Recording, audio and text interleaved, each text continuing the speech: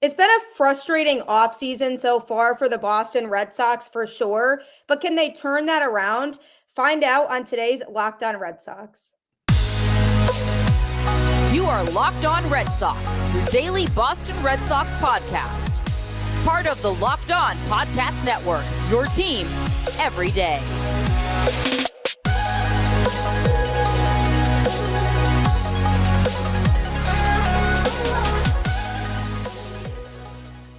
Hello and welcome to Locked On Red Sox, your daily Boston Red Sox podcast.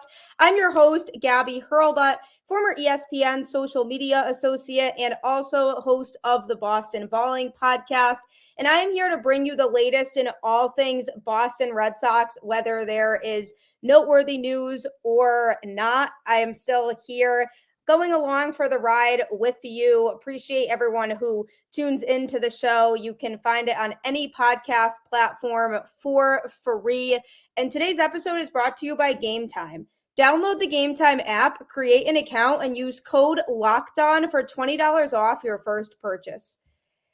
As I've talked about quite a bit on this show so far, the Red Sox have had an offseason that hasn't exactly aligned with some of the comments that were made by the Red Sox leadership group prior to the offseason. And I have an excellent guest with me on the show that I'm hoping can kind of help clear up some questions that people might have in regards to how the offseason is going for Boston so far. Jen McCaffrey, Red Sox reporter for The Athletic. How are you doing today?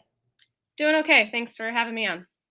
Yeah, thanks for coming on. I really appreciate you hopping on and taking the time to share some insight with us. And, you know, obviously this offseason so far hasn't exactly been what people are expecting in terms of the types of moves that the Red Sox are making. And I'm looking at the Red Sox roster right now and very much saying, sure, there is still some time, but I still see a lot of holes in this roster prior to heading into the 2024 season. So I wanted to get your input on a lot of different things here. But first, the most recent moves that the Red Sox did make that are pretty substantial were when they traded Chris Sale and signed Lucas Giolito. So when they did trade Sale, that to me was something that made sense and kind of needed to happen based on just his lack of ability to stay healthy over the last few seasons. And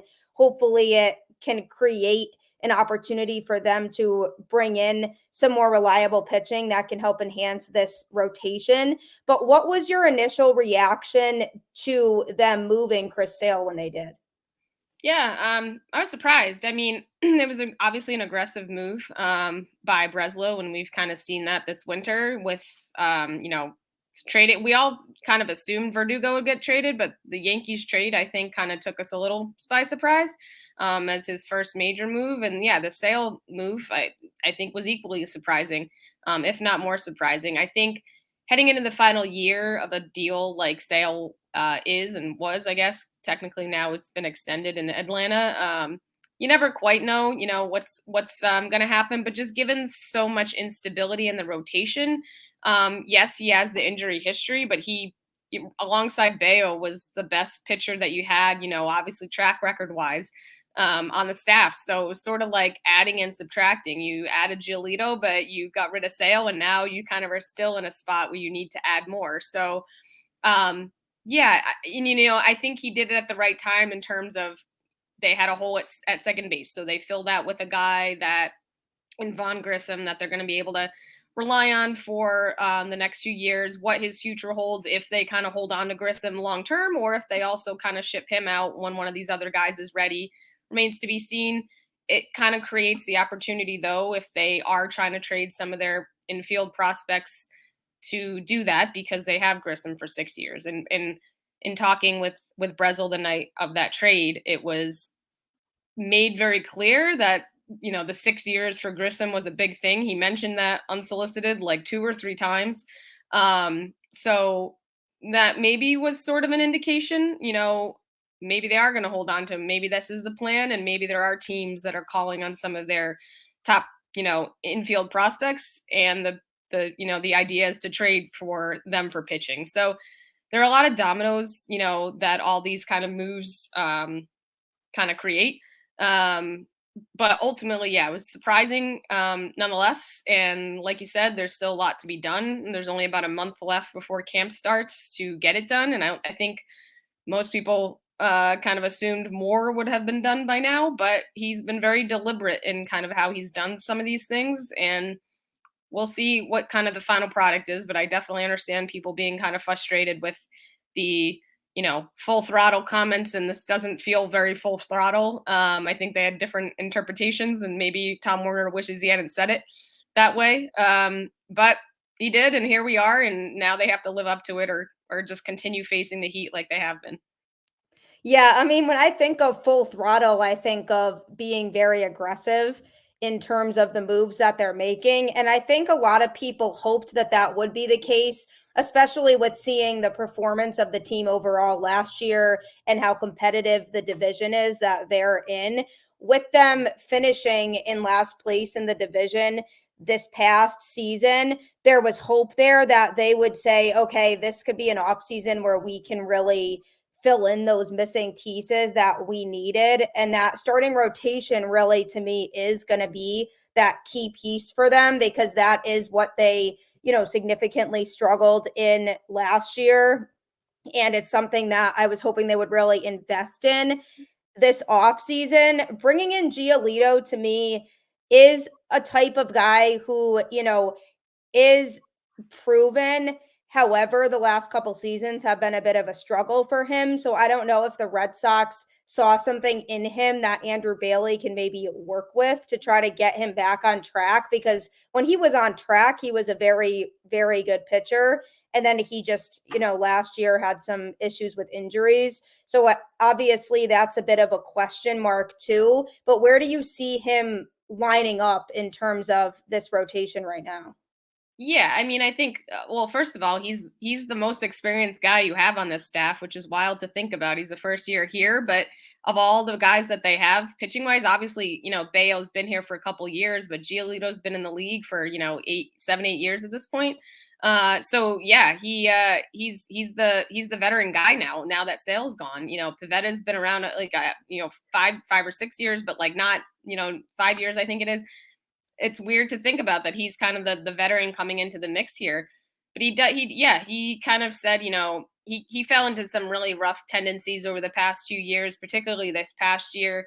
And arm slot wise, they feel like they have some things that they can work on with him. I do think, given, he has been so good in previous years, that he can get back to that. And guys do sort of, just fall into bad habits, especially, he was on a team that, similar to the Red Sox, was kind of like down and out, and sometimes things compound, especially with the year that he had personally, going through a pretty rough divorce process and then getting traded and released and DFA'd. You don't want to make excuses for a guy, but you can also see how some of this stuff can pile up. So I'm willing to see where this kind of takes him, and I kind of am curious to see how he fits into this new pitching development infrastructure that they've been, touting, and kind of, Breslow's views for kind of how to retool some of these pitchers.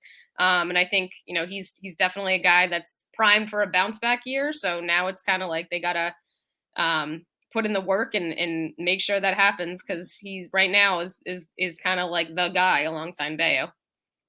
Yeah, I think this could end up being a very good situation for Boston if he's able to bounce back and kind of get back to where he was before all these external factors that you were talking about. And I'm looking at the situation and saying, it really could go either way. It's a bit of, taking a chance on hoping somebody can get back to where he was before, but if he does, that is looking like he could be a really reliable arm for this rotation. And it will then look like it was a good move by the Red Sox too. But I think it's very much we're hoping that this guy can get back to where he was, but obviously there's no certainty with that. Yeah, 100%. I mean, I think that's why they need to go out and get a guy that's been like good and, successful recently, and that they can rely on to be their number one. Because, Bayo can be that number one, but is he there yet? I don't know, and like Giolito's been very good, but he's more of like a two-ish kind of guy. So not that if you're trying to, find a guy that can be the leader of the staff, I guess, in a way, and be the guy you turn to in the hard situations. And they don't really have that right now, right? Like you said, there's promise with Giolito. There is a previous track record of being a very good pitcher, having thrown that no-hitter in 2020 and just being a successful guy, but there's going to be work to get back there. So they definitely need to add, and they can't really add another project type kind of situation where they're going to need to work on things. They need to add someone that's legitimate, and has been, has had a good success recently. And that's either going to cost money if it's Montgomery, or prospects if it's Cease or somebody else. So I think that's what they're, figuring out right now, what direction to go in. Yeah, and I mean, obviously that burning question is who will be the Red Sox ace in 2024, because like you said, I don't see it being anybody who's currently in the rotation. So coming up, we're going to dive into a little bit about what do they do from here in terms of really finding that guy who can be at the top of the rotation and be reliable for Boston. So Gametime is awesome if you're ever in a pinch and looking for last minute tickets. I actually used it the other day to purchase basketball tickets with my friends because it'll guarantee you lower prices than a lot of other ticket vendors, and it has really good seats available too, even if you're looking last minute. So if you and your friends are ever last minute planners and you're looking for tickets to something, it has all kinds of events on there, concerts, sporting events, comedy shows, whatever your interest is, and you need tickets for that event, Gametime will have it. See the view from your seat before you buy so you know exactly what to expect when you arrive. All-in prices show your total up front so you know you're getting a great deal before you check out. Buy tickets in seconds with 2 taps. Take the guesswork out of buying tickets with Gametime. Download the Gametime app, create an account, and use code LOCKEDON for $20 off your first purchase. Terms apply. Again, create an account and redeem code LOCKEDON for $20 off. Download Gametime today. Last minute tickets, lowest price guaranteed. I promise you, this is so worth your while because they have great deals, better than I've ever seen. So definitely check out Gametime for all of your ticket needs. So the Boston Red Sox are in a situation where they need pitching still. And, Jen, you mentioned it. They don't have an ace still. And that is something that has been an issue for a while now with this team, is they haven't had that true number one guy. And I do believe Bayo eventually can be that guy, but I don't feel like he's at that level yet, and he needs more time and more development. And I do like the direction he's going in, but they do need that guy now if they want to be able to compete. And I'm looking at this rotation right now and saying, whoever they slot in that they have available between, Houck, Whitlock, Crawford, Pivetta, and then obviously Bayo and Giolito. Now, who knows really what the rotation exactly is going to look like, but none of those players to me are a number one. So the question becomes, at this point, do you think the avenue for them to take to acquire that number one starter would be best in a trade, or do you think they can still find a number one on the free agent market? Yeah, I mean, it's as of right now, Montgomery's still out there. So I mean, if they want to spend the money, they should and can. I think that was what everyone assumed full throttle meant, was that they were going to spend money, and right now all they've spent money on is Giolito. So he'd be your number one. I mean, I know some people earlier in the offseason said he's more of a 2-3 guy, but on this staff, he'd be your number one. So if they're willing to pay, and maybe they get, maybe they bring it all the way to the 11th hour and finally, kind of get it done then that's it. And they don't have to trade these prospects. They can hold them on for, the future. If they don't want to do that, if they want to kind of keep the finances like the way they are and keep things lower, relative to where they have been in previous years, then they're going to have to trade for somebody. So, I mean, I think there's those, it's those two options. It's more of, just what they're willing to do, what teams, I guess, are asking for some of these tradable guys. Obviously, those teams have the leverage because they know the Red Sox and other teams that are looking for pitching are getting desperate, I guess, if you want to say it that way. So, they're either going to have to pay or they're going to have to pay in terms of prospects. It's kind of one or the other. And like we said, there's not much time left. So something's got to give at some point because I don't think they can go into the season like this. It's not gonna look good if they do. Yeah, and that postseason run that Montgomery had was pretty remarkable to watch, really. I mean, that whole Rangers run in general was very fun to watch. And knowing that he was able to handle that type of situation of all of that pressure that comes with pitching in the postseason is also the type of quality you want in a pitcher in your rotation, because not all of the guys are going to be able to step up in those types of games with all of that pressure and so many people watching. And you're responsible for, maybe advancing your team to the next round or not. And the fact that Montgomery showed so much poise during that playoff run is a very attractive quality when it comes to the Red Sox looking for that next ace. 100%. Yeah, that's the kind of guy that you'd want.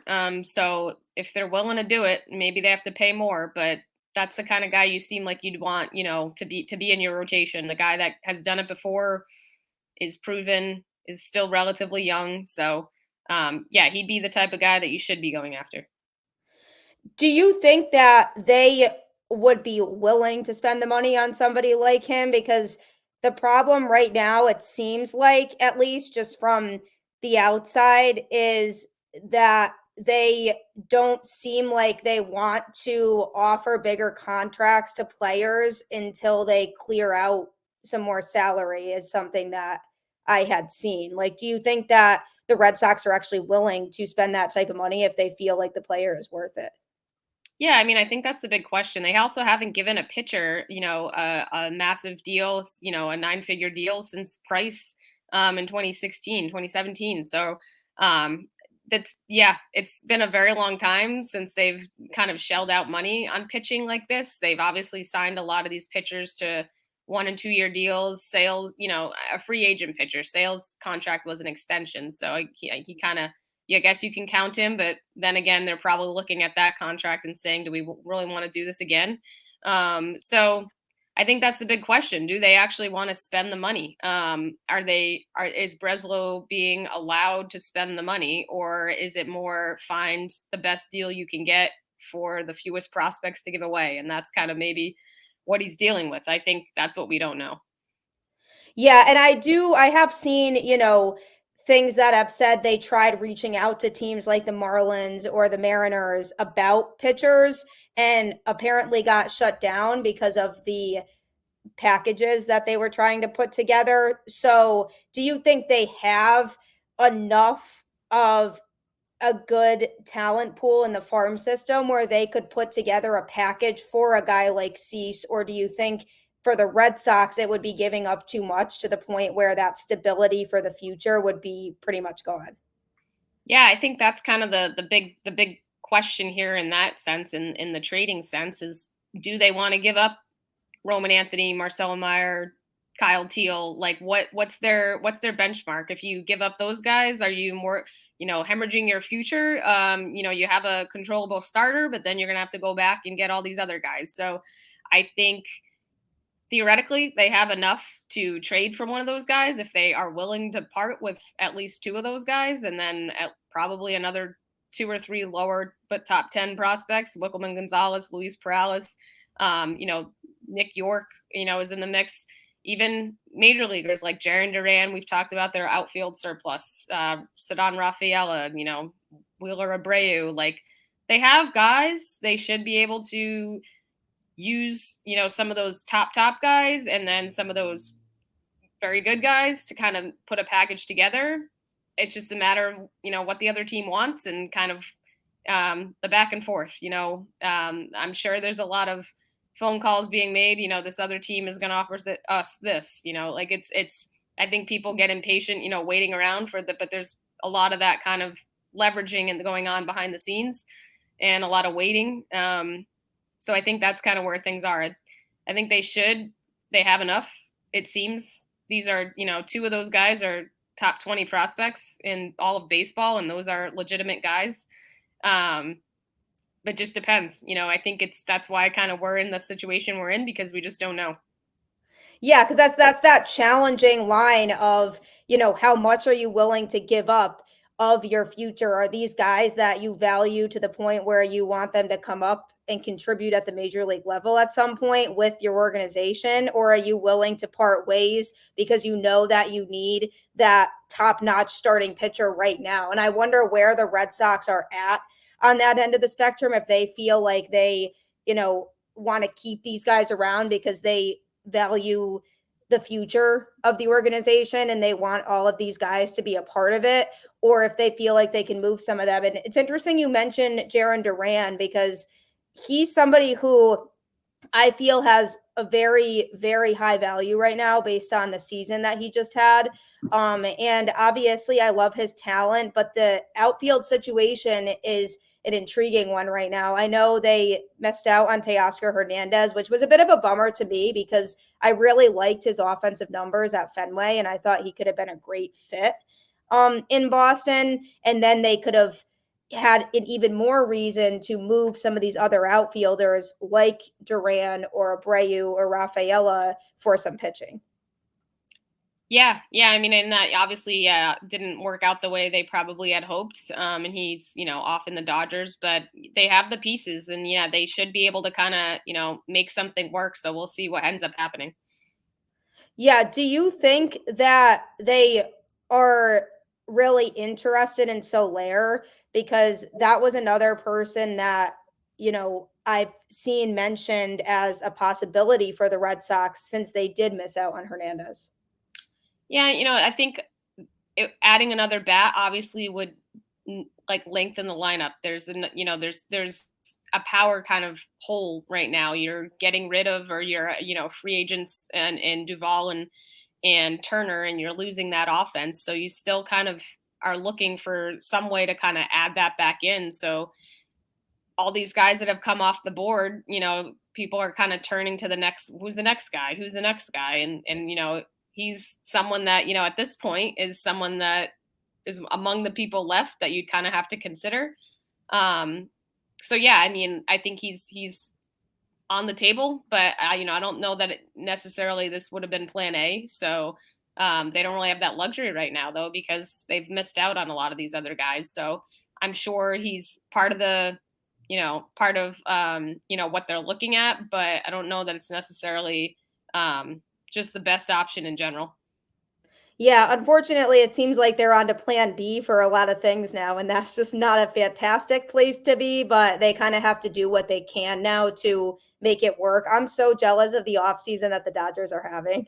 They're having a crazy good offseason and all these deferrals and everything. It's a pretty unbelievable situation over there. They're having the offseason that I wanted the Red Sox to have. I know. I think a lot of people were hoping that this was going to be that kind of offseason, but yeah, they have a lot of pressure on them now to actually perform, to make sure that they use all this money and expectations to actually win. So we'll see how that season pans out for them. Yeah, especially when you're making the changes you are from a personnel standpoint, like, firing Heim Bloom, bringing in Craig Breslow because there's a new vision for the team now, and then, bringing in Andrew Bailey as a pitching coach, which is a move I really like. I think he'll be a good fit in Boston. That to me sends a message that you're really trying to change the outlook of what this team has been for the last few years. And so far, I haven't seen a whole lot of there being much of a different approach this offseason as we've seen the last few years. Yeah, I mean, I think Breslow's aggressiveness in his trades have kind of shown some of a different approach than we've been used to. I think Heim did make, obviously some big trades, but these have been made in a way that altered the big league, roster pretty dramatically in a, obviously Bloom had the Mookie Betts trade and that was what it was. But I'm thinking of more, within one off season. I don't think we expected him to kind of make these kind of moves. That said, it's still not enough. So I don't want to say that, I don't want to, that's not like a big pat on the back, but it's still, I think there's just more to be done. And I think it's a little too early to say that it's, too much of the same. Obviously, like the roster does look very similar in a lot of ways. There are some significant changes, but I'm willing to give it a little bit more time. But at the same time, the reality is there's more that needs to be done. Yeah, and like you mentioned about these trades, I think it does show that Breslow's not afraid to make those types of moves, which we definitely need in this organization. He's not afraid to go out there and move people if it's necessary. But the question then becomes, you're moving these people, so what's the solution? Like, what are you doing to, justify those moves and to improve the roster? And that, leads me to another name that's being thrown out there as somebody who could possibly be moved. So coming up, we're going to be talking a little bit about the Red Sox closer himself and what his future might look like in Boston. So my fiance got into sports betting super recently. He didn't know a whole lot about it or how it worked, but he started getting into FanDuel and now he's absolutely hooked and just makes all kinds of bets every night on a variety of different sports. And it's so fun for him. So you can be part of that too. The NFL regular season is wrapping up, but there's still time to get in on the action with FanDuel, America's #1 sports book. Right now, new customers get $150 in bonus bets guaranteed when you place a $5 bet. That's $150 in bonus bets, win or lose. The app is so easy to use, and there are so many different ways to bet, like live same-game parlays. Find bets in the new Explore tab. Make a parlay in the Parlay Hub, the best way to find popular parlays, and more. So visit FanDuel.com/lockedon and make your first bet a layup. FanDuel, official partner of the NFL. It's so addicting. I promise if you get into it, you won't look back. So check out FanDuel today. We were talking about, the Red Sox and the offseason they've had so far and the fact that there's still more that needs to be done in order for them to get to where they want to be going into this upcoming season. And one name that I've seen be tossed around as a player that could potentially be moved is closer Kenley Jansen. I think there's, some pros and cons to this. On one hand, he's a very proven closer. And if you move him, then you're kind of stuck in the same position you were in before you had him as your closer, when you're kind of throwing people into the closer role and hoping that it works out. And it didn't really work out so well. And in those close games last year, bringing Kenley in the 9th inning was a nice little security blanket and made me feel a little bit more confident that they would close out those games, as opposed to before when they didn't have a real closer and they were blowing a lot of those 1-run, 2-run leads late in games. So, moving him is taking a risk for sure, but if the right package for him comes up, then maybe I would consider it, if it meant getting, like a controllable starting pitcher in the deal or a really solid pitching prospect. But I think it really has to depend on who they would get in return. So I'm just curious to know what your thoughts are on if you think they actually maybe would move Kenley and what that would kind of entail for them. Yeah, I mean, I think anything's on the table at this point. Obviously, he's, his contract, he's making 16 million or so. They think it's this year, maybe 18. If they're trying to clear some money for a free agent starter like Montgomery, maybe, that's an avenue they're looking at, I'm sure. I'm sure they're looking at all different sort of, types of packages. And obviously, Jansen's getting close to the end of his career. He wants to go somewhere where he's going to win.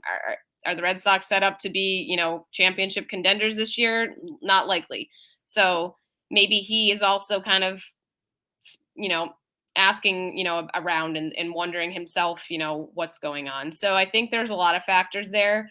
And yeah, obviously teams that are in the mix and in the kind of playoff contending teams are always looking for, back end of the bullpen type guys. So he's an asset that they have. And, if you're looking to improve your team, you got to kind of look at all the assets you have and which ones are the best to kind of trade. And, you balance all those things of where does this, do you have guys that can kind of fill in, in the ninth inning for you? Or does that mean Chris Martin moves into the ninth inning? Does that mean one of your other guys that you've kind of been grooming over the past few years can slide into a ninth inning role?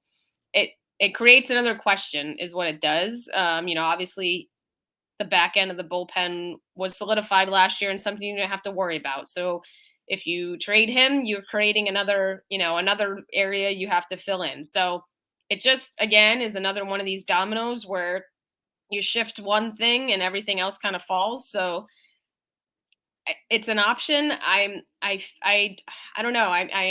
I was surprised by the Sale thing, even though it was a possibility. So I'm not going to say it's not, that Jansen's not on the table.